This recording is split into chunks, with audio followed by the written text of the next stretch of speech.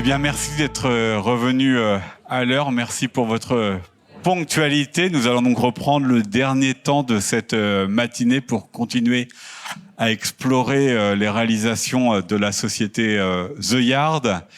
Et donc, nous allons à présent découvrir comment s'est passée la production du film Predator Badland de Hollywood à Paris en compagnie de deux interlocuteurs que vous pourrez interroger dans un second temps.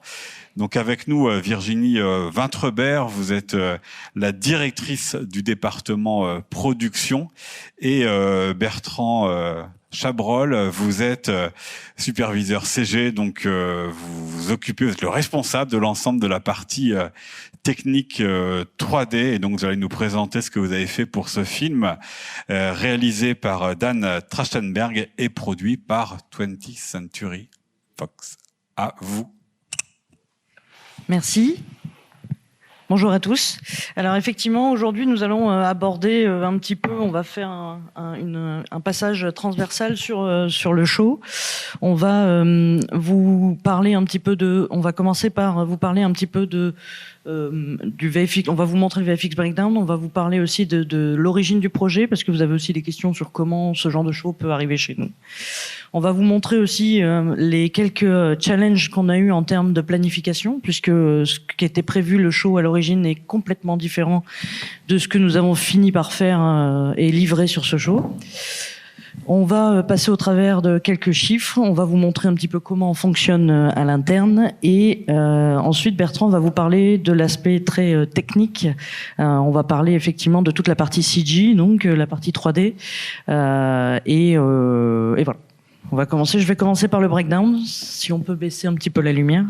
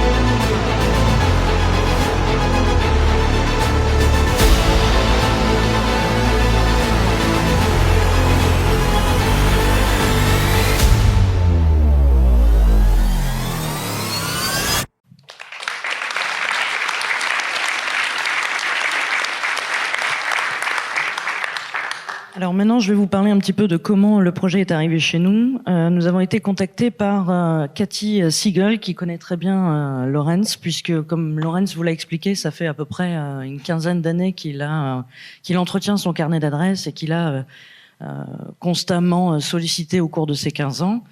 Et puis avec Cathy et Olivier Dumont, ils ont eu une première collaboration sur Ford versus Ferrari, et qui ensuite nous a amené à un autre projet avec qui on a travaillé aussi avec Cathy Siegel sur Indiana Jones.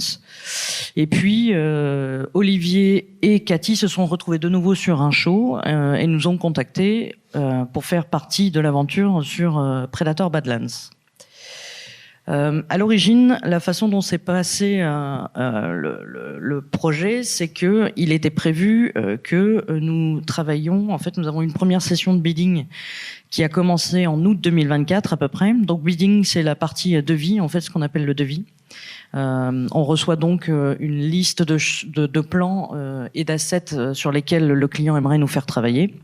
Et là, en l'occurrence, dans ce contrat-là, ce qu'on appelle le contrat initial, on avait pour objectif de faire à peu près 15 assets qui contenaient un environnement, et nous n'étions seulement que sur 54 shots sur 2 séquences. Et puis, les choses ont un petit peu évolué au cours du temps. Il y a eu un trailer, puis un deuxième trailer, comme vous pouvez le voir ici sur la timeline. Donc, je garde la timeline en haut pour vous montrer ce qui, au final, a été le cas sur ce show. C'est que le travail avançant, vous savez, un show, ça avance avec le montage. Il y a des retours, des showrunners, etc. Et il y a des feedbacks, donc des retours qui sont faits sur le montage, et parfois des séquences, elles viennent, elles s'en vont, elles sont plus courtes, elles sont plus longues. Et c'est ce qui s'est passé sur les séquences qui étaient dans notre devis. C'est-à-dire que on s'est retrouvé avec une séquence qui n'était plus d'actualité, donc le client voulait nous donner autre chose. Et donc le travail a commencé, on a redevisé encore pour le client pour essayer de retrouver dans l'enveloppe initiale. Et on s'est retrouvé donc à faire le plan d'ouverture que vous avez vu avec les créatures. Et puis une séquence aussi avec la reconstruction d'une synthétique où on lui reconstruit en fait on lui rassemble la partie basse du corps et la partie haute. Et en fait, en faisant cette partie de devis, le client n'avait pas atteint l'objectif de ces 40% de taxes privées, ce qui n'était pas ce qu'il cherchait à l'origine. Il était donc seulement à ces 30%. On était aux alentours d'un budget de 1 million. Donc, pour atteindre les 40%, il faut atteindre les 2 millions de dépenses.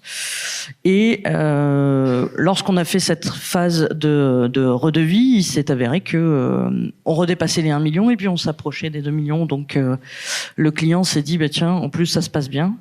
Ils nous ont challengé en fait sur le trailer. On s'est retrouvé avec en phase donc le projet est jalonné en fait de phases très précises où le client nous demande de pousser certains plans pour qu'on puisse les mettre dans le trailer. Alors c'est souvent pas les versions définitives, mais en tout cas on pousse la qualité au maximum pour qu'elle soit diffusable dans un trailer. Ce qui est assez difficile d'ailleurs parce que du coup forcément on n'est pas à une étape, on a une production qui est assez orientée par étape, donc on avance étape par étape, mais du coup ces trailers qui nous demandent d'avoir un résultat final, c'est vraiment des étapes de production qui sont assez difficiles parce que ça nous oblige à un petit peu sortir de notre production et de mettre le niveau nécessaire et le travail nécessaire pour amener une shot, donc un plan, à un résultat qu'on peut montrer comme au cinéma finalement. Et justement, tout à l'heure, Raphaël et Laurence parlaient aussi de cette abnégation à la française, c'est-à-dire que le client nous a contactés en nous disant on sait que c'est pas votre séquence, celle-ci, mais on a quelques difficultés à trouver le look, et en fait, on vous donnerait 5 jours, en fait, on aimerait qu'en 5 jours, vous essayiez quelque chose. Et donc, on a monté une task force, voilà.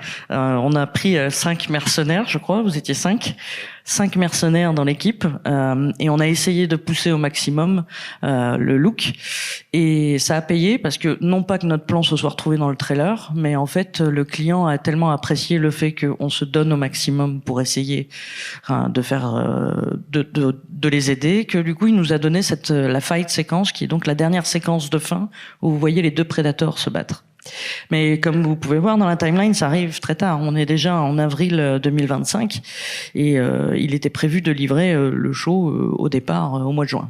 Donc là, on a négocié du coup un peu plus de temps avec le client, ce qui fait que nous avons eu un petit peu plus, ce qui n'était pas beaucoup plus, mais quand même un peu plus, jusqu'à septembre 2025 pour pouvoir livrer final cette séquence.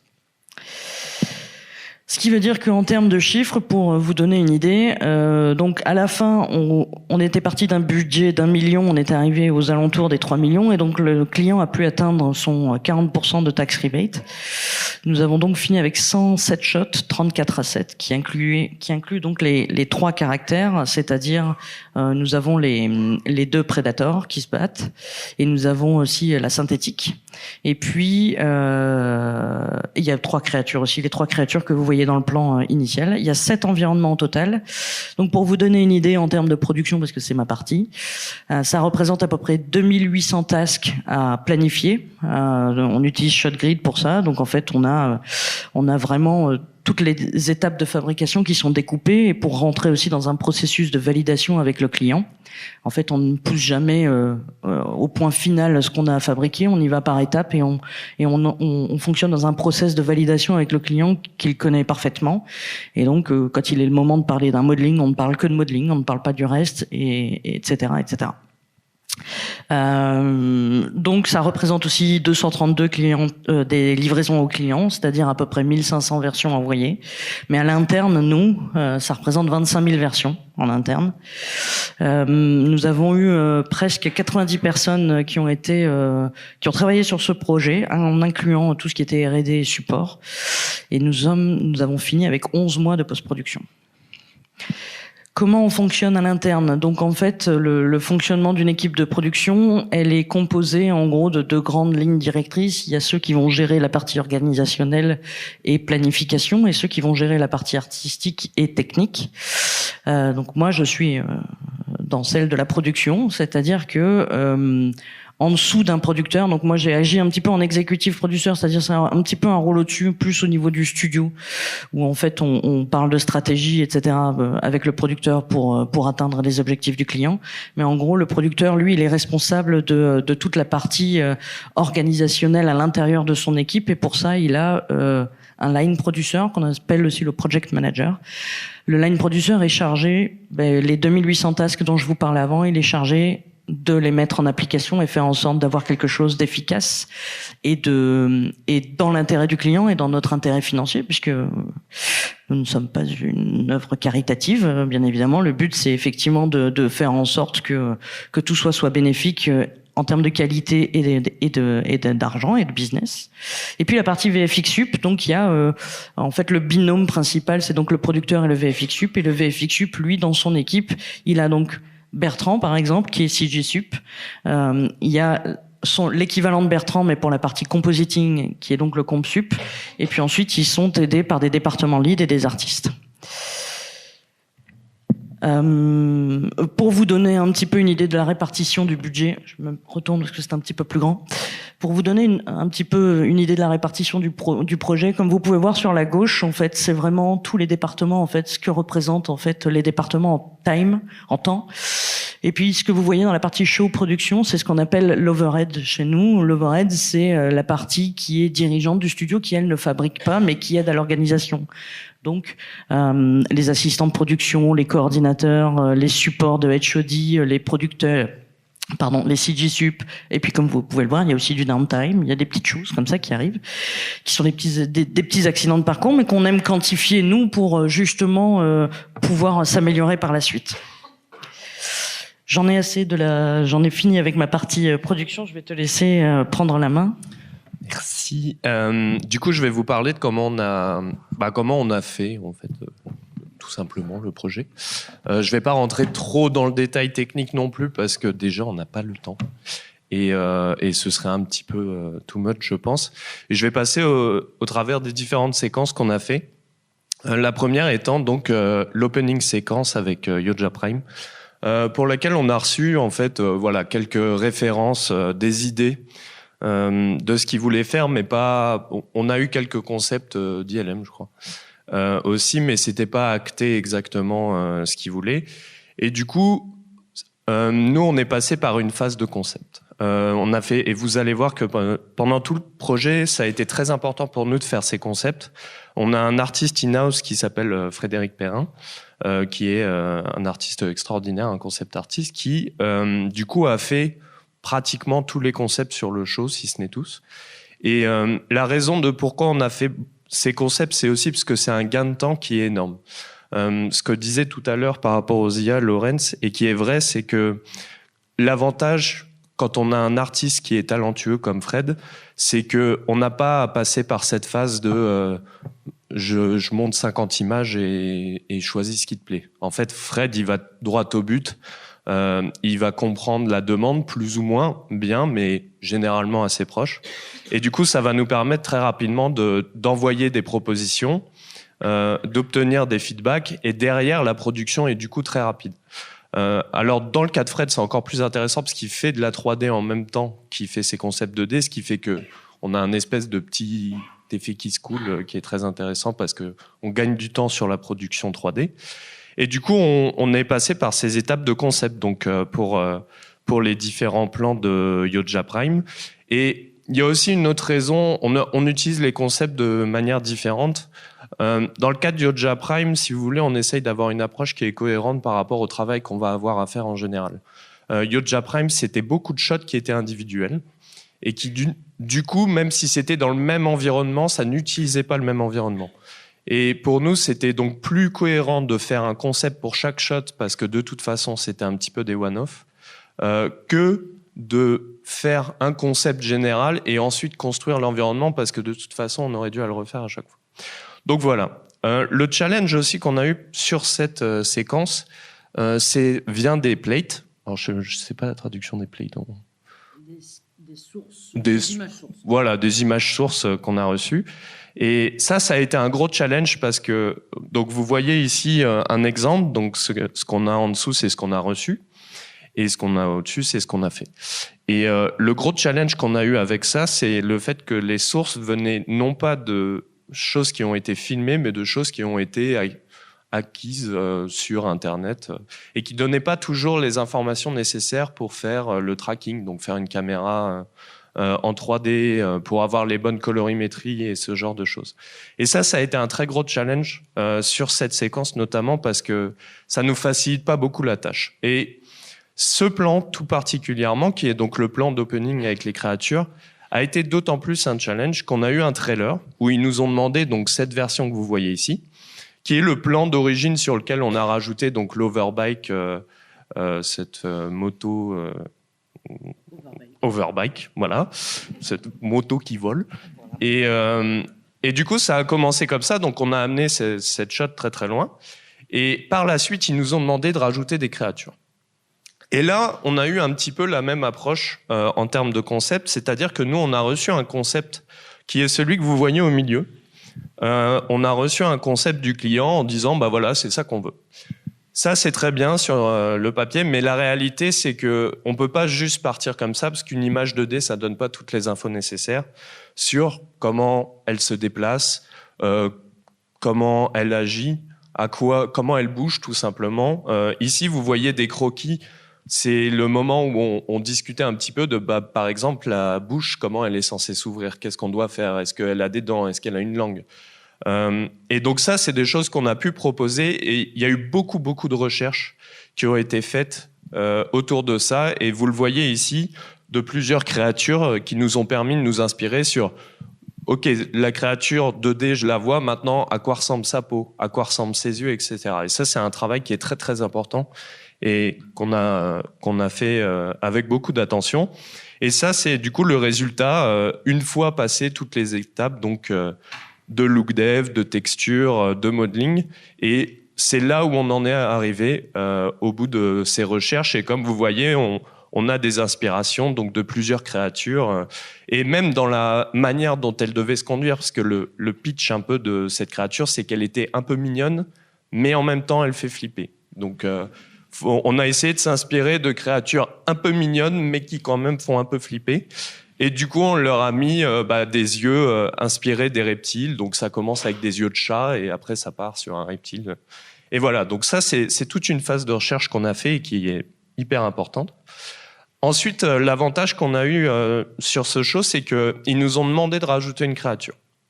Parce qu'il y a cette espèce de gimmick du plus gros mange le plus petit, etc. Et du coup, encore une fois, Fred a pu proposer des concepts de créatures que vous voyez ici. Alors, malheureusement, les concepts sont pas toujours retenus, donc là, il y en a plusieurs. Et celle qu'ils ont choisie, c'est celle en bas à gauche. Et par la suite, du coup, on a fait une version pareil, donc un semi 3D pour parler de OK, maintenant on a la forme générale, maintenant quelle est cette créature, quelle est sa texture, à quoi elle ressemble. Et du coup, pareil, on a fait toute une phase de recherche avec ces bords de référence d'insectes et d'animaux qui existent. Parce que l'idée, c'est toujours quand on crée une créature, on veut toujours essayer de s'inspirer du réel. Si vous partez dans un truc qui est très très éloigné du réel, ça aide pas les gens non plus à s'accrocher et à comprendre la créature. Donc, s'inspirer du réel, ça nous permet de faire quelque chose de plus réaliste, mais à la fois qui n'existe pas. Et aussi, ça nous donne des indices sur la manière dont elle bouge, etc. Donc, nous, on s'est beaucoup inspiré du cloporte, notamment pour cette créature. Et il y a des éléments qui ont changé. Par exemple, ce qu'on voit un petit peu ici, c'est le fait que sa tête est capable de sortir. Et ça, c'était quelque chose qu'on a utilisé dans l'animation et que le VFX client, ça l'intéressait beaucoup qu'on ait rajouté ça. Ensuite, la dernière, désolé pour les arachnophobes. Donc la dernière créature, celle-là, donc on a reçu le concept que vous voyez en bas à gauche. Et pareil, on est passé par ces mêmes étapes, donc je vais pas me répéter. Mais il y avait aussi ce truc de, OK, il faut trouver quelle est la texture, comment sa bouche fonctionne. Et mine de rien, ça peut paraître absurde, mais on a quand même une recherche hyper logique des créatures, des environnements. On part pas à l'aveugle, parce que quand vous partez à l'aveugle, généralement, ça donne pas grand-chose. Donc, on essaye vraiment de se rapprocher du vivant dans ce cas-là et d'avoir quelque chose qui fait un peu de sens, même si ça ressemble pas à une vraie créature de notre monde. Du coup, après ça, qu'est-ce que ça nous donne ? Ça nous donne une animation qui... Ah oui, d'accord. Du coup, après ça, on passe en phase d'anime. Et comme vous voyez, la phase d'anime, ça peut être très, très rough. Et c'est aussi très important de faire ça parce que c'est important de pouvoir donner des éléments de réponse déjà au client et qu'il soit capable de se projeter sur ce qu'il a envie. Et d'ailleurs, dans l'industrie, et quand on a affaire à des clients américains ou anglais, en fait, c'est quelque chose qui est très classique, c'est-à-dire qu'ils sont tout à fait capables de regarder ça. On a quand même des étapes de validation dans ce genre de plan. On fait valider un layout pour avoir un approval sur la caméra parce que il nous faut valider le timing du plan, etc. Et puis après, on fait des étapes d'animation blocking. Donc c'est un peu les étapes que vous voyez là. C'est très steppy. Et ensuite, on passe au primary. Et puis il y a encore une autre couche dans l'animation qu'on appelle le final, qui vient vraiment polisser les détails de l'animation. Mais dans ce qu'on travaille avec le client, c'est que le client a l'habitude et comprend en fait notre obligation de faire valider des étapes. Et c'est-à-dire que quand le blocking est validé, le timing du blocking, quand on arrive en primary, si on a de nouveau une modification de timing, ça veut dire qu'on repart en blocking. Donc en fait, ce sont des étapes et on revient en arrière. Et donc nous, on est en production, on est là justement pour cadrer un petit peu ça et faire en sorte de faire bien attention à nos étapes de validation à nous, parce qu'en fait, on est obligé de mettre le client dans ces phases, dans ce processus de validation. Ouais, et ça c'est hyper important parce que, comme vous le savez, et j'ai fait un graphe plus tard qui vous montrera les différentes étapes. Forcément, si on arrive à un stade avancé de la production et qui nous demande de changer, par exemple, une animation ou quelque chose, il faut repasser à travers toutes les étapes. Et ça, nous, on est là pour ça. Voilà. Et nous, on fait un petit devis. C'est le moment où production, on va dire, OK, mais ça va vous coûter tant, donc voilà. Et ça, c'est une très bonne chose. Et comme vous pouvez le voir, alors notamment sur celle-ci, c'est que là, à ce stade, il faut aussi comprendre que parfois les étapes de production peuvent pas s'enchaîner hyper facilement ou hyper rapidement, et il faut qu'on soit capable d'avancer aussi. Et du coup, ici, ce que vous voyez, c'est une propositions d'animation alors qu'on n'a pas toutes les créatures. Du coup, en l'occurrence, la boule que vous voyez, c'est le scorpion qui est écrasé sur lui-même. Et ça, en fait, on n'a pas le choix de faire ça parce qu'il faut qu'on puisse proposer des choses avec ce qu'on a. Et du coup, mais en soi, le client, alors ça dépend des clients, mais le client comprend et ça permet quand même de vendre l'idée et ça nous permet, nous, d'avancer. Là où c'est hyper important, oui, j'ai vraiment pas ce réflexe. Là aussi où c'est hyper important et comme pour les concepts, c'est de trouver des références. Donc vous voyez, ça c'est une étape qu'on a faite aussi, qui nous a permis de trouver des références du réel pour faire notre animation. Et c'est vraiment un conseil, et là c'est aux étudiants que je parle, mettez toujours des références et inspirez-vous toujours de références parce que c'est hyper important d'avoir des références. Et essayez pas de créer from scratch tout le temps parce que c'est rarement une bonne idée et c'est rarement fonctionnel. Et une fois qu'on est passé par ces étapes d'animation, on rajoute là-dessus un petit layer de FX, CFX, donc FX qui touche à l'environnement et CFX qui touche aux créatures. Et du coup, c'est là qu'on va rajouter, donc avec l'anime semi-finale, des interactions avec le sol, avec les graviers, de la fumée. Là, en l'occurrence, ce que vous pouvez voir à droite, notamment, c'est la différence de CFX qui rajoute des éléments du vivant, en fait, parce que votre corps bouge et vos muscles bougent. Et du coup, ça, c'est une étape qu'on rajoute en post en CFX parce qu'on peut pas, on peut pas tout rajouter en animation. Parfois, il faut être intelligent sur qu'est-ce que vous voulez faire en animation et qu'est-ce que vous voulez faire en CFX. Et ça, c'est hyper important d'identifier ça parce que le temps que vous passez à faire en rig et en animation, c'est du temps que vous pourriez diviser par 4 à le faire en CFX. Par contre, ça veut dire aussi que chaque changement implique de refaire des CFX. Donc ça, c'est quelque chose qui est très important à identifier dans les productions. Et du coup, le résultat final... Ouais, mais je sais... en fait, je sais même pas. Ouais, on va tracer, c'est pas grave. De toute façon, vous garderez le breakdown. Du coup, voilà. Ensuite, donc la deuxième séquence qu'on a eue, c'était par rapport à TIA. Alors, TIA, ça a été un gros challenge pour moi. C'est ce qui a été le plus difficile en termes de shot work. Il y a eu pareil plusieurs étapes. D'abord, on a eu donc le concept du médical multi, c'est comme ça qu'on l'appelait. Donc pareil, on est passé par une phase de recherche parce qu'il faut savoir qu'on avait reçu un concept de ça qui n'était pas du tout fonctionnel en fait par rapport à ce qu'il devait faire parce que il fallait quand même réparer les organes, la peau, etc. Et le concept qu'ils avaient envoyé était trop rigide en fait, ça pouvait pas fonctionner. Donc là, on a essayé de trouver, pareil, des références médicales. On a essayé de trouver, juste de se poser la question de comment un outil comme ça fonctionnerait. Et c'est ce que je disais précédemment par rapport au fait de réfléchir par rapport au monde vivant, comment penser vos outils, vos créatures. On a vraiment essayé de se dire, OK, c'est un androïde. L'android, il doit se faire réparer, donc comment on fait ? Il faut des pinces pour ramener la peau. Ensuite, il faut faire le fil. Après, il faut couvrir le fil, etc. Donc, on rajoute de la cryogénie. Enfin, voilà. Et tout ça, c'est inspiré de robots réels. On avait plein de références de robots médicaux. Et ça, c'est très important de le faire. Et on l'a aussi révélé dans le rig. Et je vais vous montrer après pourquoi. L'autre facteur de cette séquence, c'était TIA. Alors, ce qu'il faut savoir, c'est que TIA, on l'a reçu de Weta, que vous connaissez, j'espère. Et le problème de Weta, c'est que Weta, c'est Weta. Donc Weta, il faut savoir qu'ils ont une centrale électrique pour leur farm. Et ça se reflète dans leur manière de faire leurs assets. Pour vous donner quelques chiffres, TIA, c'était 16 000 textures.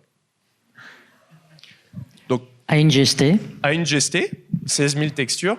C'est un renderer qui est interne. Donc, ça veut dire qu'ils ne pouvaient pas nous envoyer leur shading. Donc, ils nous ont envoyé des infos de shading, mais ce n'est pas leur shading. Donc, nous, on a dû refaire tout ça dans un renderer différent. Donc, nous, on utilise Houdini Karma.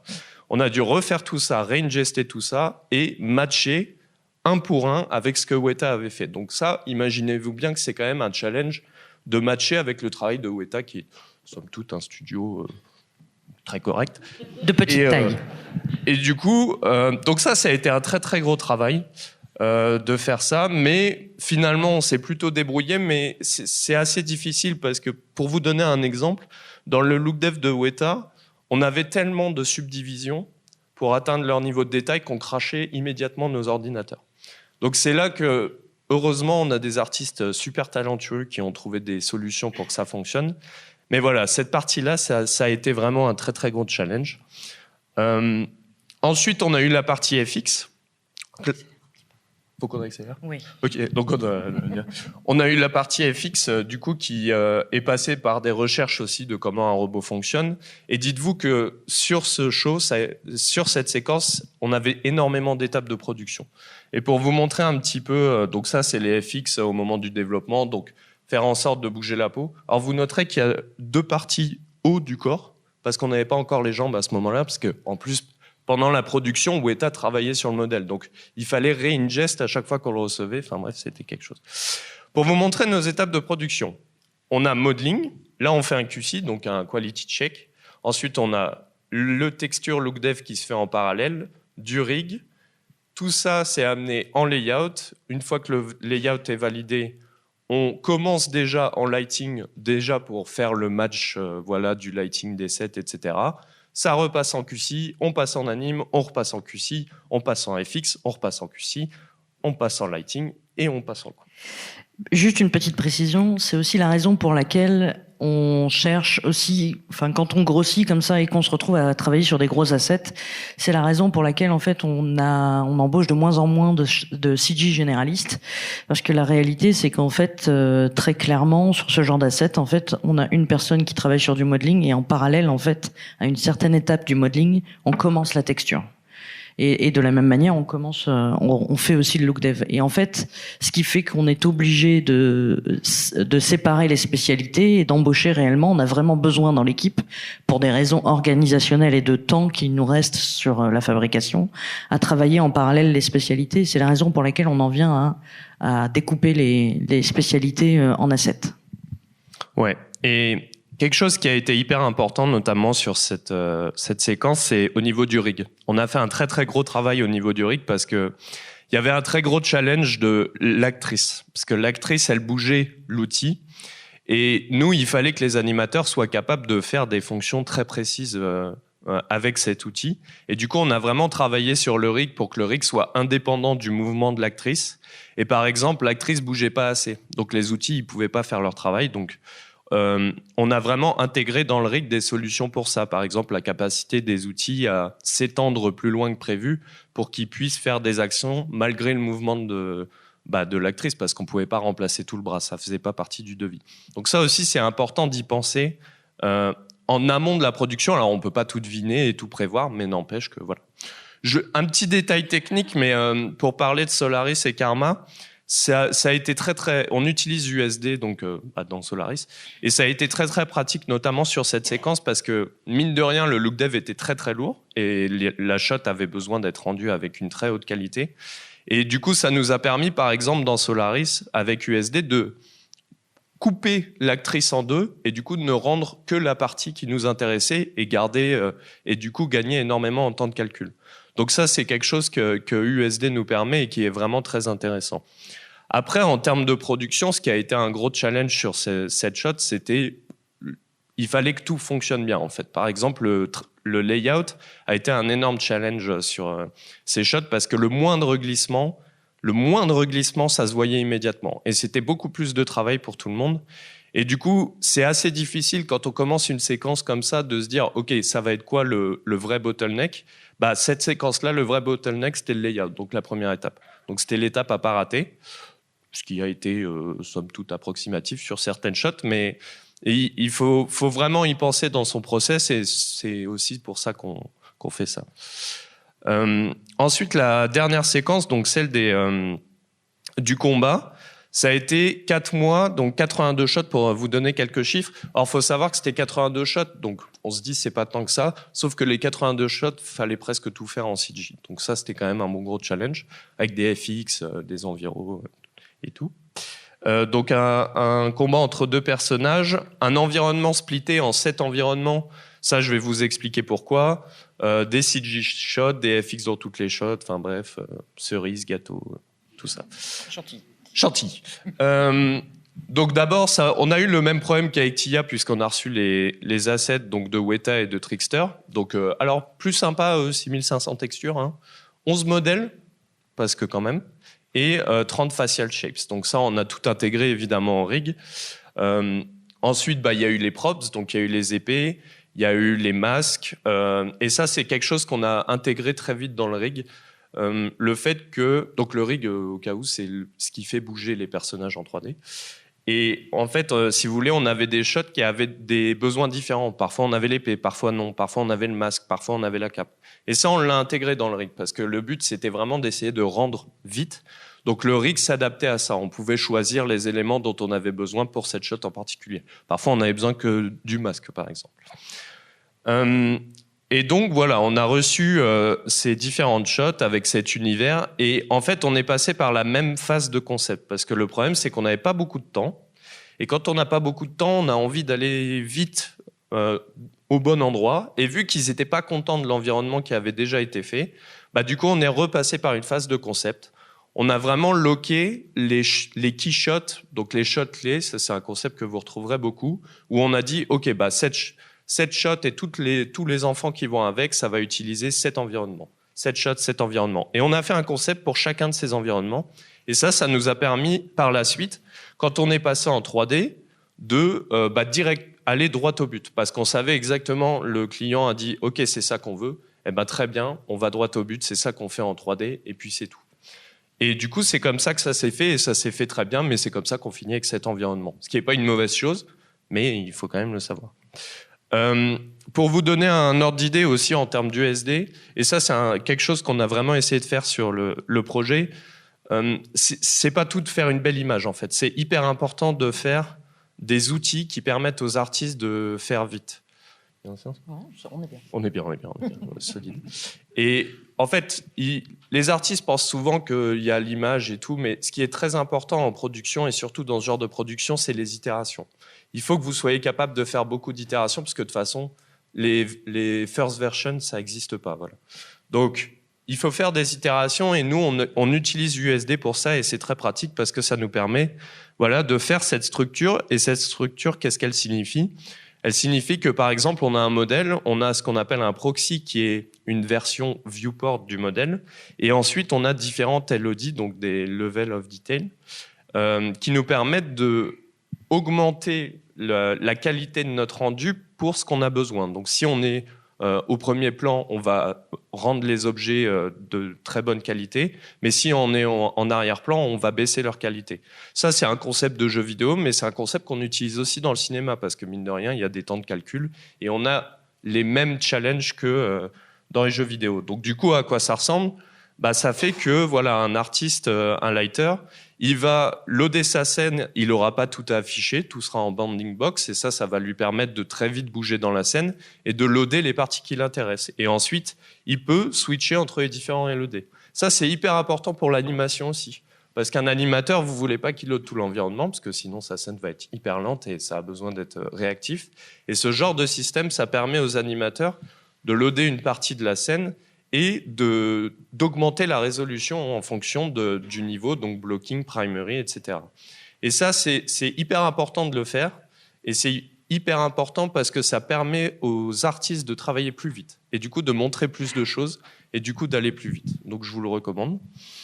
Après, pour ce qui a été du travail en tant que tel, ça a été assez straightforward, on va dire, après ça, parce qu'on avait les concepts, on a récupéré des assets. On a fait beaucoup nos assets, et je vais en parler dans le temps qui me restera, parce qu'on va dire que c'est moins important. On a loqué un look pour les cristaux que vous voyez en bas. On a fait plein de variantes de cristaux. Et une fois qu'on avait tous ces building blocks, on a assemblé tout ça. Il y a tout qui tourne. On a assemblé tout ça pour faire nos environnements. Et si aujourd'hui, vous regardez nos concepts versus nos environnements, vous verrez que l'ambiance a changé. Mais de manière générale, on retrouve quand même ce qu'on avait de base. Et du coup, c'est ce que vous voyez en bas à droite. Je voulais vous parler notamment du challenge qui a été un des plus gros challenges en fait sur ça, c'était l'ingest. Et ça, c'est parce qu'on a reçu, si vous voulez, des datas d'un autre studio. Et on a reçu, alors j'ai pas les chiffres, mais ça doit être plusieurs téras, je pense, de data. Et il faut comprendre que ça a été un très très gros challenge sur cette séquence parce que on avait des terras de data, donc des centaines de dossiers. Pour chaque shot qu'on avait, on avait peut-être 3, 4, 5 dossiers différents qui pouvaient avoir des datas un peu différentes. Et ça, c'est vraiment le genre de choses qui est c'est assez difficile de dealer avec ça parce que quand on a beaucoup de volume, forcément, c'est dur de s'y retrouver. Et du coup, là-dessus, on a fait preuve de quand même pas mal de ressources parce qu'on a fait plein de scripts qui nous ont permis de trouver la data qui nous intéressait, se rendre compte très vite de qu'est-ce qu'on avait, qu'est-ce qu'on n'avait pas, parce qu'on recevait du tracking, parfois on le recevait pas. Faire les phases de QC que je vous ai montrées, ça nous a permis notamment de vérifier la qualité de ce qu'on recevait, parce que on recevait des trackings des personnages, très bien. On fait un QC, puis là, on se rend compte qu'en fait, le tracking n'est pas suffisant pour ce qu'on a à faire. Donc là, il faut le renvoyer en tracking. Donc ça, c'est quelque chose qui a été un gros challenge en termes d'ingest sur le show. Et du coup, c'est important d'être très souple et flexible là-dessus et de faire preuve de ressources. Voilà, vous êtes bloqué, vous ne trouvez pas les éléments nécessaires, vous faites un outil qui vous permet de répondre à vos questions. Et du coup, voilà, donc ça, c'est quelque chose qu'on a fait, qui a été un bon gros challenge, mais qu'on a assez bien réalisé. Et du coup, voilà. Voilà la liste de toutes les personnes qui ont travaillé avec nous. Voilà, donc c'est à peu près une petite centaine, comme on vous disait au début. Et voilà. J'espère que c'était clair, j'ai bien expliqué.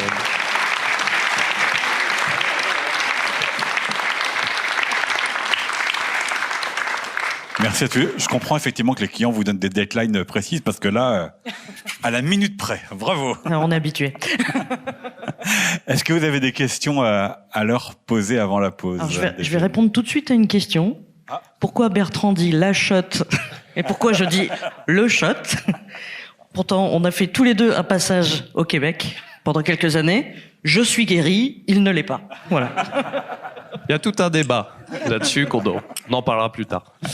Une question à droite et puis ensuite nous irons tout en haut de la salle, s'il vous plaît. Bonjour. Sur les versions finales là, que vous avez montrées à la fin, on a vu les plans de référence avec le comédien qui traverse la scène et le fond bleu, etc. Et vous avez montré du rigging. Est-ce que vous avez remplacé sur l'entièreté des plans le comédien ou est-ce que vous avez aussi gardé des informations initiales?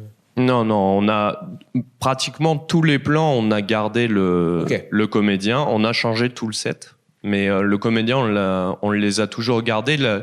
Il y a eu des shots où on a fait les personnages entièrement en CG. Par contre, ce qu'on a eu beaucoup à faire, c'est leur rajouter des éléments. Donc, par exemple, souvent sur le tournage, ils perdaient leur casque, enfin leur masque. Donc, on leur remettait un masque en CG. Ou la cape, ils l'enlevaient parce que ça gênait les comédiens, donc on devait remettre la cape. Donc ça, c'est quelque chose qu'on a fait. Aussi, ils avaient leurs épées qui avaient des FX, donc on a rajouté des FX dessus. Mais par contre, les comédiens, de manière générale, on les garde.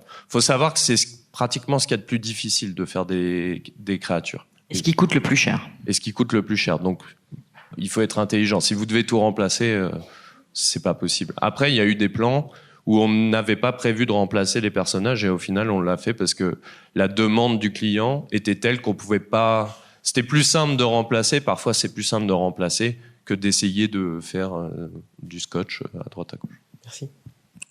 Merci, nous avions donc une question tout en haut, si vous pouvez relever la main, on vous écoute. Bonjour et merci. J'ai juste deux petites questions. La première, c'est pourquoi les studios s'embêtent à utiliser plusieurs justement boîtes de production, alors que finalement ils pourraient tout faire par Weta. Parce que j'imagine que les transferts de données, la synchronisation entre les projets quand c'est intégré comme vous l'avez fait avec le cyborg, enfin le synthétique, ça doit être un enfer pas possible. Et je me demande pourquoi ils ne font pas tout avec une seule boîte, notamment Weta qui est dimensionnée pour finalement tout faire. Et ma deuxième question, c'est ma deuxième question, c'est un petit peu un rapport aussi, c'est que finalement, je me suis rendu compte là que vous avez énormément de latitude et finalement la place du réalisateur, elle est assez minime par rapport à toute la liberté que vous avez dans la création des personnages et tout ça. Enfin voilà, c'était... Merci. Alors, la première question, pourquoi les clients et les grands studios préfèrent splitter, diviser le travail, c'est un petit peu ce qu'expliquait Raphaël tout à l'heure, c'est que il y a tellement de plans, enfin je pense que, je sais pas, Predator c'est plus de 1000 plans. Combien ? 2500 plans. 2500 plans truqués. Donc en fait, pour des raisons de timeline, de temps et de planification, en fait, il y a un moment où ils ne peuvent plus, les studios ne peuvent pas encaisser autant, et même en termes de risque, c'est plus facile pour un client de diviser le travail avec différents vendeurs, parce qu'en fait, il peut voir le travail avancer sur toutes les séquences en parallèle plutôt que d'attendre un seul vendeur de travailler dessus. Et la deuxième question? Oui, puis effectivement, il y a aussi le montage financier, oui, c'est vrai. Il y a le montage financier, en fait, qui dirige un petit peu les pays, comme parlait Laurence et Raphaël, de cartes, en fait, sur lesquelles on est compétitif. Et donc, en fonction des montages financiers qui sont faits, la France sort, l'Australie va ressortir, mais ça pourrait être aussi l'Angleterre plutôt que la France. Enfin, ça va vraiment dépendre du montage financier qui a été fait derrière par les producteurs. Et la seconde question concernait la place du réalisateur et la liberté que vous aviez. Oui, alors, je dirais pas par contre que le réalisateur n'est pas impliqué, parce que c'est quand même eux qui valident, mais c'est vrai que on n'a pas toujours de la place pour tout, mais on a quand même, enfin, on a un vrai input artistique. Je veux dire, il n'y a pas de, on propose des choses. Parfois, on est guidé assez précisément, parfois non. On propose, et c'est vrai qu'il y a un vrai échange qui se passe plus pour le coup au niveau de Laurence, qui va nous guider, alors sur ce show, enfin du VFX Sub, qui va nous guider sur qu'est-ce qu'on essaye de faire, et voilà cet échange avec le VFX Sub client et donc par son intermédiaire le réalisateur. Mais on a une vraie place, oui.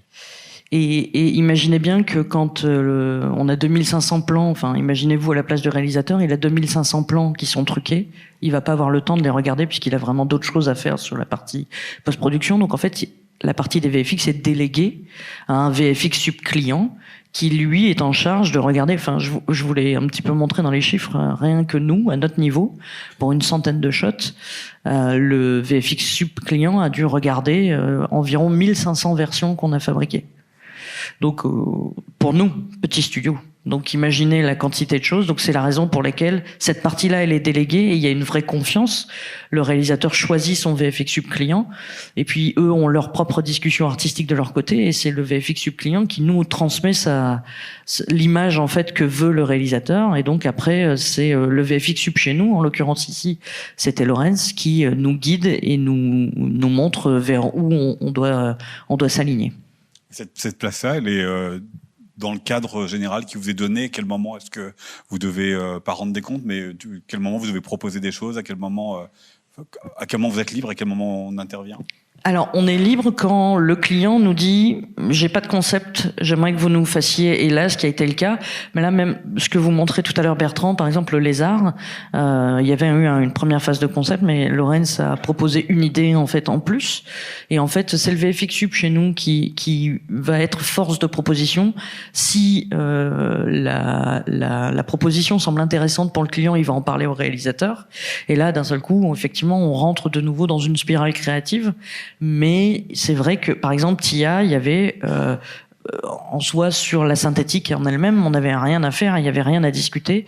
Par contre, toute la partie intérieure, ils l'avaient pas réellement conceptualisée. Ils avaient des idées vagues, mais c'est là où d'ailleurs. Ni l'outil, oui.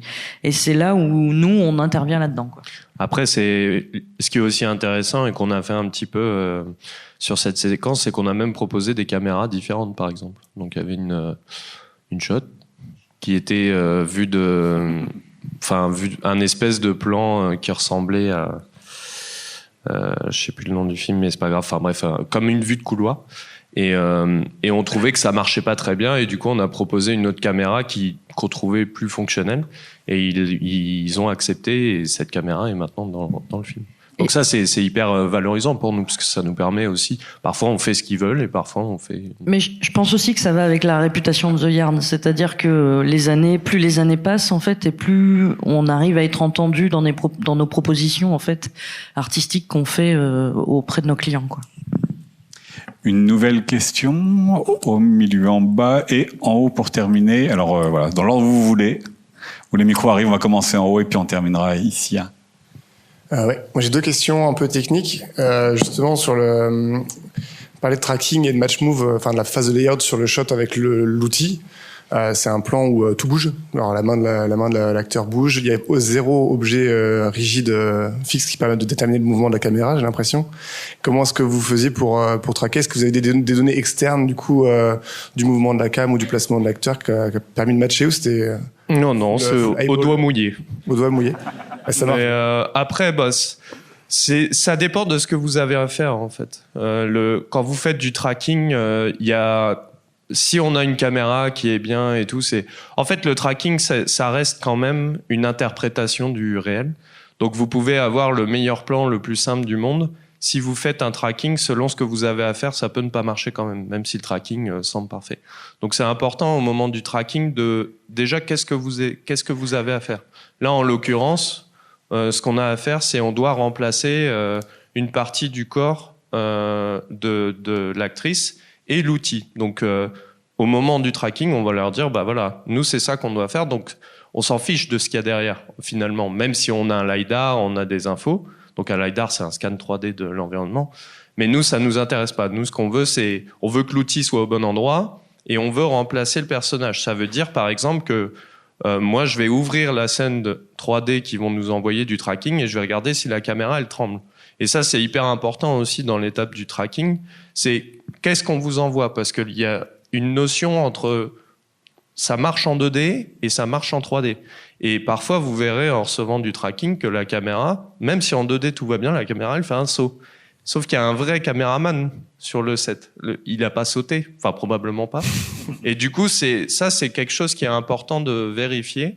Et c'est un travail qui est très difficile pour le coup. Moi, personnellement, je trouve que le tracking, c'est une des choses les plus difficiles à faire. Donc, le tracking vous était fourni donc Non. Vous le receviez, le tracking ou... On l'outsource. D'accord, ouais. Et ma deuxième question technique, c'était sur USD. Donc, quand tu parlais des proxys, des différents LOD, est-ce que vous utilisez les purpose proxy render, ou est-ce que vous utilisez des LOD pour avoir plus que 3 niveaux Non, on utilise les purpose. C'est une mauvaise idée d'utiliser les LOD pour les... Enfin, c'est une mauvaise idée, non. Mais en fait, c'est la loi de Murphy. Enfin, la loi de Murphy, c'est hyper important pour moi dans les VFX. Et en fait, si vous donnez l'opportunité à un artiste de faire une bêtise, il va le faire. C'est Murphy's Law. C'est comme ça. Et tout le monde le fait. C'est pas spécial. Donc, nous, quand on fait des proxys, on fait des modèles qui sont faits pour être uniquement dans le viewport. Donc, qui ne sont pas faits pour avoir des shaders, ce genre de choses. Et quand on le met dans les LOD, ça veut dire qu'ils peuvent finir dans un rendu. Et ça veut dire qu'ils finiront dans un rendu. C'est comme ça. Et on ne peut pas se permettre de laisser des failles comme ça, techniques, dans nos outils. Alors, parfois, on en a, mais on essaie de ne pas les avoir. Donc non, on utilise les purposes. Et vous avez déclaré des purposes en plus, du coup, parce qu'il n'y a que 2 purposes de base dans USD. Vous avez fait un purpose supplémentaire, hein? Proxy, render, guide, c'est tout. Oh d'accord, ok, cool. Il n'y a pas besoin de... Enfin, on pourrait, mais... Et puis on termine ici. Oui, moi j'avais une question sur la cohérence entre les travaux faits par les différents studios. On a vu que Weta utilise ses propres outils internes, ses propres shaders, ses propres moteurs de rendu, et que vous utilisez d'autres solutions. À quelle étape se fait la cohérence? Et au compositing, où vous essayez préalablement d'assurer une cohérence quand vous refaites les shaders par rapport aux éléments que font d'autres studios comme Weta? Non, on a une vraie étape de cohérence déjà dans la fabrication. Donc, par exemple, pour les personnages, on va demander à Weta leur light rig. On va leur demander leur turntable, leur système. On va leur demander qu'est-ce qu'ils vous présentez au client. Et du coup, on va remettre tout ça dans notre pipeline pour qu'on puisse présenter au client la même image à la fin. Et théoriquement, si on arrive à avoir la même image, une fois dans un environnement de shot, on aura une cohérence. Après, de toute façon, on est dans notre séquence, on a une cohérence qui est aussi la nôtre, et j'imagine, on le fait en comp, on fait en sorte que tout ça marche bien, et après, eux-mêmes, ils font une passe dessus pour mettre tout le film ensemble. Mais même au sein de Weta, ils n'ont pas une cohérence S'ils ont 5-6 séquences, ils n'ont pas toujours une cohérence partout. Mais il y a un vrai travail de match. On doit avoir des one-to-one quand on reçoit des... Ça fait partie des étapes de validation qu'on ne doit pas rater en fabrication, quoi. Et donc quand ça évolue, parce que eux ils itèrent, vous recevez des nouvelles versions et il faut aussi itérer. Et c'est pour ça aussi que moi par exemple sur BKP, on avait divisé en 4 étapes. Et chaque étape correspondait à une étape de Weta. Parce qu'on s'attendait à recevoir au moins 3 updates sur les assets. Et du coup, effectivement, il fallait à chaque fois réingest et à chaque fois rematcher. Alors forcément, il y a un peu moins de travail à chaque fois. Mais c'est quelque chose qu'on a fait, oui, qui est hyper important parce que ça, c'est une grosse dette technique derrière. Et artistique, en fait. Parce que si vous faites mal, pour vous donner une anecdote sur l'environnement pour dire à quel point il faut pas grand-chose, mais sur l'environnement qu'on a fait dans la cave, on a fait une erreur d'albédo. On avait des donc albédo, c'est la couleur des textures. Enfin, on va dire. Et du coup, on a fait une erreur d'albédo qui était un peu trop bas, qui avait une valeur qui n'était pas réaliste, qui était plus proche du charbon. Et ça a été une dette technique qu'on a eue tout le long en lighting, parce que du coup, la lumière ne bounçait pas comme elle est censée le faire sur une roche, parce que la roche était trop sombre. Donc c'est hyper important que ces premières étapes soient vraiment bien faites, parce que sinon vous le payez. Et le rig, par exemple, est très important pour ça, parce que le rig, vous pouvez gagner beaucoup de temps si vous faites bien votre rig, et si vous avez bien anticipé. Merci beaucoup à tous les deux, Virginie Vintrebert et Bertrand Cavrol.